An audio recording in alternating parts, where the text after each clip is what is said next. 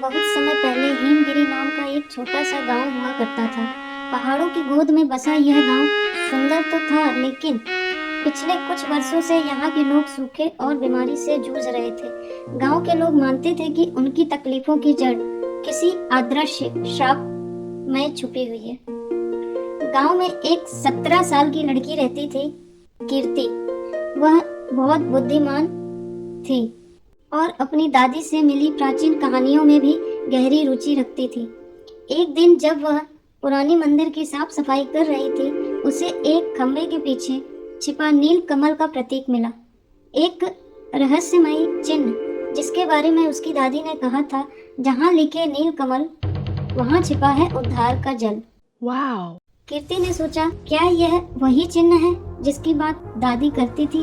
क्या सच में नीलकमल नाम का कोई फूल है जो गांव को श्राप से मुक्त कर सकता है?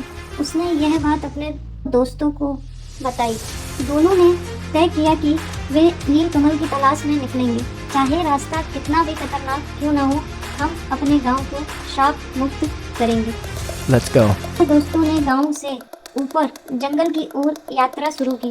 रास्ता कठिन था, कभी बर्फ, कभी कांटों से भरी झाड़ियाँ और कभी घने अंधेरे में झिलमिलाती रहस्यमयी रोशनी।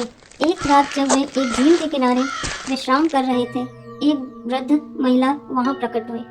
वृद्ध महिला ने कहा, नीलकमल को पाना आसान नहीं है बच्चे, उसे केवल वही देख सकता है जिसका हृदय शुद्ध हो, अंदर कोई डर ना हो।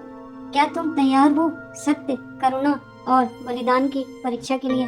तीनों ने हामी भरी। Yes. हाँ, हम तैयार हैं। वृद्ध महिला ने उन्हें 3 चमकते कंगन दिए और कहा कि जब वे सच्चे बनेंगे तभी ये कंगन उन्हें रास्ता दिखलाएंगे। अगले दिन वे पहुंचे मायावन, एक ऐसा स्थान जहां आपकी सबसे गहरी भावनाएं और भय जीवित हो जाते हैं। Oh my God! आप जिसे भुलाकर आगे बढ़ चुके हैं, वही डर और वही भावनाएं जीवित हो जाती हैं। मीरा को उसकी मरी हुई माँ की छाया ने रोका। यश के सामने उसका सबसे बड़ा डर हार और उपेक्षा का भूत था। कीर्ति ने देखा कि उसका बलिदान गांव को बचा सकता है, लेकिन कीमत बहुत बड़ी होगी। Oh my God! सभी ने साहस दिखाया और अपने अपने डर को पार किया। आखिरकार वे एक झील के पास पहुंचे, जिसके बीचों बीच एक नीले प्रकाश में चमकता कमल खिला था। लेकिन जैसे ही वे उसे छूने को आगे बढ़े, एक काली आकृति वहां आ धमकी। कृपाताल।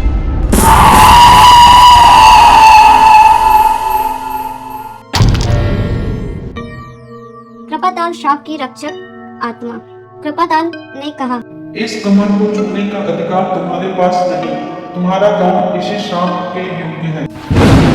कीर्ति ने कहा, हमारे गांव ने कोई अपराध नहीं किया, लेकिन हम पीढ़ियों से इस श्राप को झेलते आ रहे हैं। अब समय है कि इसे खत्म किया जाए और हमारे गांव को श्राप मुक्त किया जाए। Yes. कृपाताल ने आक्रमण किया, लेकिन जब तीनों दोस्तों ने हाथ जोड़कर अपने कंगन चमकाए, एक उजाला पूरे वातावरण में फैल गया। उस उजाले ने कृपाताल को शांत कर दिया। उसकी आत्मा रोने लगी।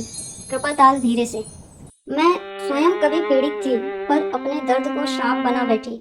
आज तुमने मुझे मुक्ति दी है। कमल की शक्ति से नील कमल जल उनके सामने प्रकट हुआ। कीर्ति, यश और मीरा गांव लौटे और नील कमल जल को खेतों में छिड़का। सूखी जमीन पर जीवन लौट आया। बीमारियां खत्म हो गई और गांव में फिर से हंसी गूंजने लगी। उसी रात कीर्ति ने अपने दोस्तों के साथ आकाश की ओर देखा, जहां नीला तारा चमक रहा था। वह जानती थी ये कहानी खत्म नहीं हुई, ये एक नई शुरुआत है। Yes. सच्चा बदलाव साहस, करुणा और निस्वार्थ भाव से आता है। जो खुद को बदलने का साहस रखता है, वही दुनिया को बदल सकता है। Thanks for watching. Please one like and subscribe.